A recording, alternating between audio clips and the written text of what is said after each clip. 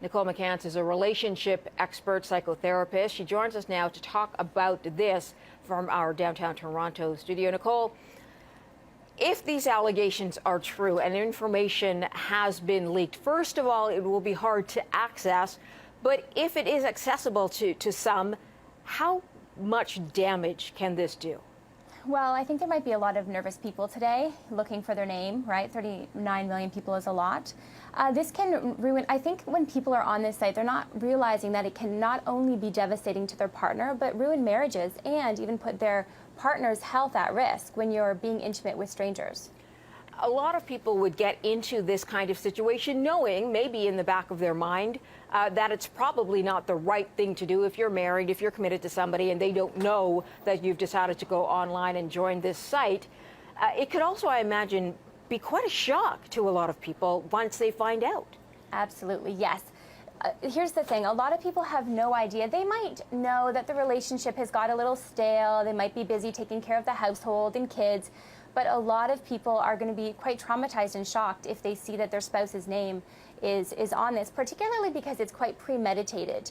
You have to go on the site, log in, pay, and during all of these stages, you could choose differently. You could choose to not do this, right? But I mean, clearly a lot of people are.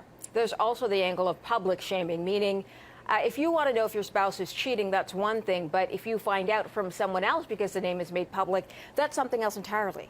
Absolutely, yes. I mean, when friends and family find out, yeah, I think that people can get through this, but it's more difficult when it's so public and it's not just in closed doors at home. So if you are in a situation where you think your spouse has cheated, what do most people do? I mean, I imagine it depends on the type of person you are, but I imagine some don't or want to live without the knowledge, don't want to know. So, funny enough, most people do want to know. I think it really depends on the relationship. If you're really just in it for the children, you may not want to know. You know, I do have some couples that don't really want to be together, but they feel really trapped because divorce is expensive and so on. But most people who are in love, they want to know, they want to reconnect with their spouse. So it's really important, if your name is on that list or if you're one of these people, to go home and tell the truth and be honest. It might actually lead to connecting with your spouse again, possibly. Can people, or do people generally get over cheating, and how much more complicated is it when it is publicized the way this one is?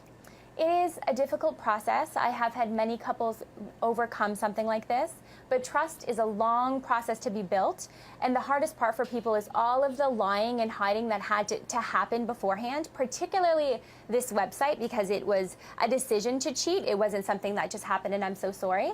And it is definitely more difficult when the neighbors and friends are aware of what happens. Yeah, it's much more difficult, I imagine, to get over. Nicole McCance is a relationship expert. She joins us from downtown Toronto. Nicole, thank you. Thanks.